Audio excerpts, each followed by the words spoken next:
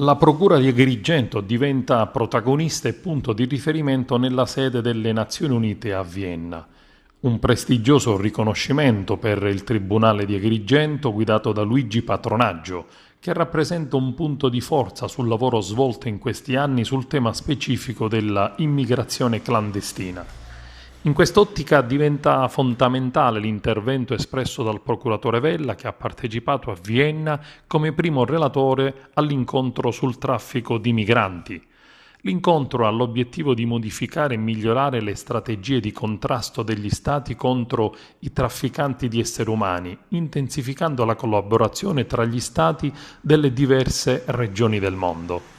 Vella ha infatti dichiarato davanti ai rappresentanti degli altri Stati europei come le organizzazioni dei trafficanti utilizzano imbarcazioni a poco prezzo.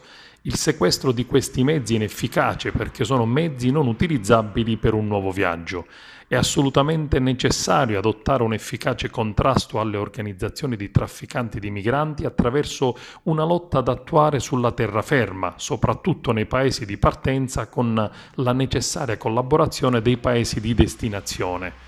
Sono poco utili blocchi navali, cioè tentativi di bloccare in mare l'arrivo delle imbarcazioni cariche di migranti.